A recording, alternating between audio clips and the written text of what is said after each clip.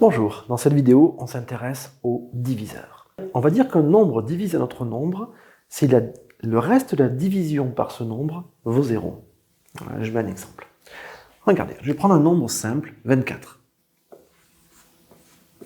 Et la question que je vais me poser, c'est est-ce que 8 est un diviseur de 24? Eh bien oui. Pourquoi? Parce que si jamais je fais la division de 24 par 8, eh bien ça va s'écrire comme ça. 8 fois 3 plus 0. C'est ça la division euclidienne. Hein. Dividende égale diviseur fois quotient plus reste.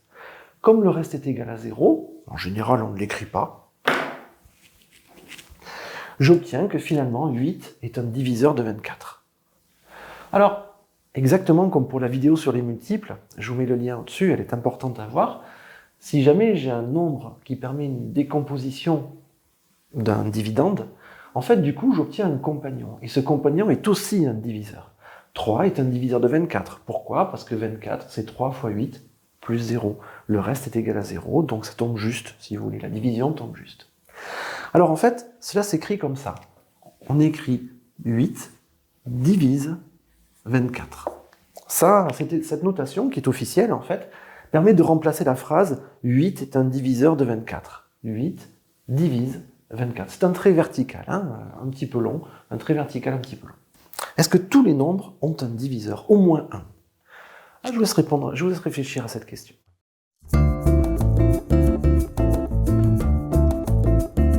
C'est bon? Alors, je pense que vous allez trouver la solution. Imaginez que je pense à un nombre quelconque, par exemple 745.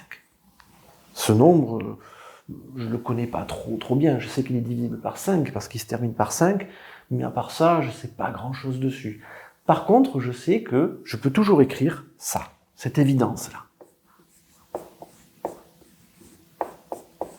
Ça, je peux l'écrire.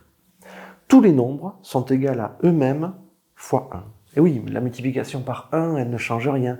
La table de 1, on a été content quand on a voulu la prendre, hein, les résultats étaient évidents. Et donc en fait, 745, c'est 745 fois 1. Alors ça paraît évident, cette égalité, et puis en fait, elle est extrêmement intéressante, parce que du coup, ça veut dire que 745 est un diviseur de 745. Mais ça veut dire aussi que 1 est un diviseur de 745. Et donc, on se retrouve avec 2 diviseurs pour 745. Alors en fait, il y en a un peu plus, puisqu'on avait vu qu'il était dans la table de 5, donc on a au moins 3 diviseurs pour 745, sans doute beaucoup plus. La question qu'on pourrait se poser maintenant, c'est est-ce que tous les nombres ont au moins 2 diviseurs?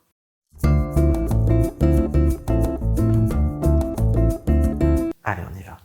Alors, je ne sais pas si vous avez trouvé la réponse, elle n'est pas si évidente que ça. J'efface. Quand on se pose ce genre de questions, c'est toujours pareil, on va chercher du côté des nombres un peu bizarres pour l'opération concernée. Là, on est en train de faire des multiplications, en fait, hein, on appelle ça diviseur, mais vous avez bien vu que c'est la multiplication qui est à la base. Et donc, les nombres bizarres pour la multiplication, c'est 0 et 1. Alors, on va s'intéresser à 1, par exemple. 1, en fait, si j'essaie d'appliquer la même méthode que tout à l'heure, eh bien, je peux l'écrire 1 fois 1. Ouais, ça nous donne un seul diviseur, en fait, puisque 1 est égal à lui-même. En fait, le compagnon de 1, c'est 1. Donc, cette égalité nous donne un seul diviseur. Et malheureusement, il n'y a pas d'autre décomposition possible pour 1, c'est-à-dire que 1, je ne peux l'écrire que 1 fois 1. Il n'y a pas d'autre solution. Du coup, 1 n'a qu'un seul diviseur. C'est le seul nombre qui soit comme ça. De toute l'infinité des nombres, il y en a un seul qui n'a qu'un seul diviseur, c'est 1. Allez, nouvelle petite devinette. Est-ce que vous arrivez à trouver un nombre qui aurait une infinité de diviseurs?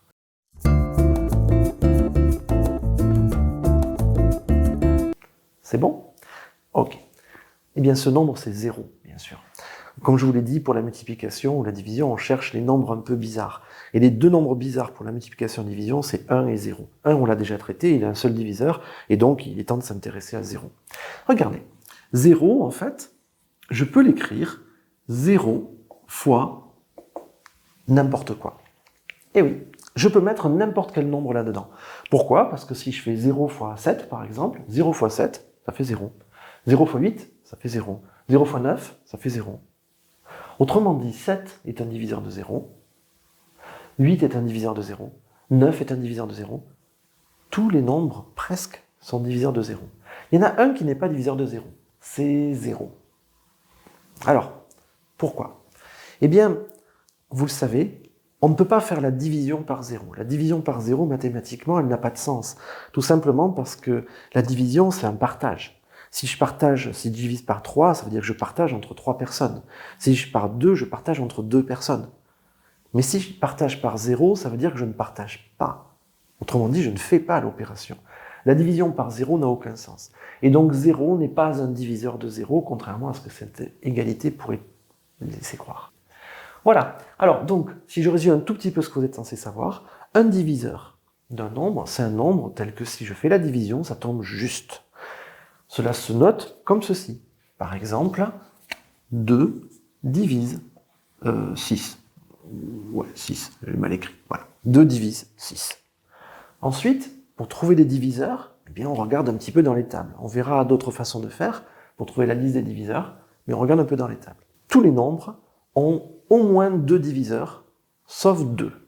1, il n'a qu'un seul diviseur, et 0 a une infinité de diviseurs. Tous les autres, ils ont au moins 2 diviseurs. Voilà, ce sera déjà pas mal pour cette fois. Je vous remercie pour votre attention, mettez un like si vous avez appris les choses, et à très bientôt.